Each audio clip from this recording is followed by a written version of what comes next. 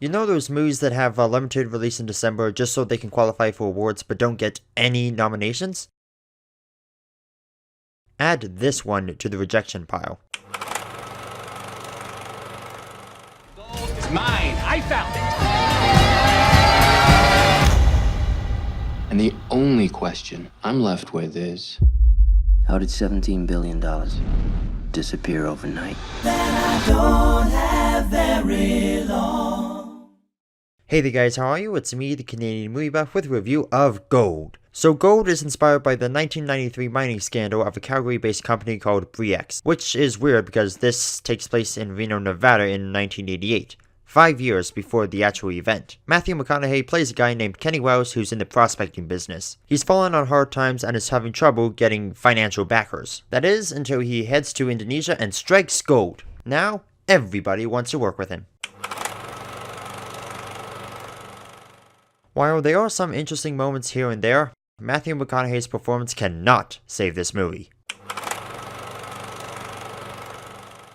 As I just mentioned, Matthew McConaughey is fantastic in this role. You see this guy pursuing the ultimate American dream, and all it's given him is some low-key alcoholism, a smoker's mouth, and a balding head. There's a certain optimism to the character. He treats every meeting as if it was a new opportunity, even though it more often than not ends with him getting nowhere. Suddenly, he finds a gold mine in the middle of nowhere, and everybody wants to be friends with him. He's just so happy that he's attained his dream that he doesn't care about who takes notice. But this ends up being a downfall for him as lots of people try to take advantage of him. There's also a surprisingly very talented supporting cast. Edgar Ramirez, Bryce Dallas Howard, Corey Stoll, and Toby Kebbell, who is still trying to live down that fantastic trash fire. They all do great jobs. Ramirez is amazing as the geologist who becomes Rose's partner. Howard really plays well the part of the caring wife. Stoll is really convincing as the Wall Street guy that you don't really know if you should trust. And Kebbell is solid as the FBI investigator. Oh yeah, this is a finance movie, so of course the FBI are gonna be involved.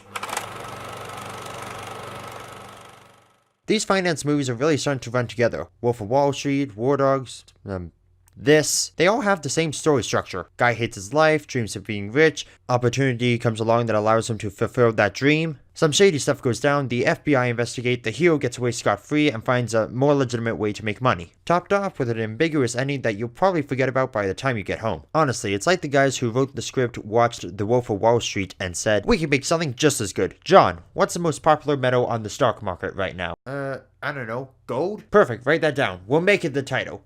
Now we just need a true story to base it off of. There's the scandal that happened in Calgary in 1993. Meh, changed it to Reno, Nevada in 1988. We'll just say it was inspired by true events. But that won't make it a proper Inspired, not based on, inspired by true events. There's a big difference. I wouldn't be surprised if that's how the writing process went. After all, this is the first time either one of them has ever written a screenplay. And it clearly shows, as the comedy is so weak that it's kind of awkward. The writing is so unsure of itself that when a joke is made, you're just sitting there like, oh, was I supposed to laugh at that? And the pace of this movie. The movie just dragged on. It was only 2 hours long, but it felt like 3. It also had a case of Return of the King ending syndrome. That's a string of 7 moments where you think that's when they're going to end the movie, but instead they pull out another 2 minutes of screen time. And I had to go to the bathroom really bad about 2/3 of the way through it. So the last 15 minutes was agony. Well, looks like April Fool's came early this year, and this time it lasted a whole month. Just like Live by Night and Patriots Day, Gold is a movie that tried way too hard to get awards attention and ended up falling apart in its own ego. The comedy was non-existent, the story structure was predictable, the pace was slow and boring, and it had nothing to do with the true events it was inspired by. Seriously, they could have said that this was an original story and they probably would have gotten away with it. Like the investors at the beginning of this movie, you shouldn't be spending your money on it. In fact, you should do yourself a favor and wait to see it if it's on Netflix. Funny, this movie is a lot like Matthew McConaughey's character, just constantly begging for approval. Now, if you take a good look right here, you'll see what I see, which is Oscars. This movie ain't getting any golden statues, I can tell you that. Alright, that's my review of Gold. Have you seen it? Because judging by the box office numbers, most of you haven't. But if you did, what did you think about it? Leave your answer by commenting down below. And as always, this is the Canadian Movie Buff saying I hope you had a fantastic weekend at the movies. See ya!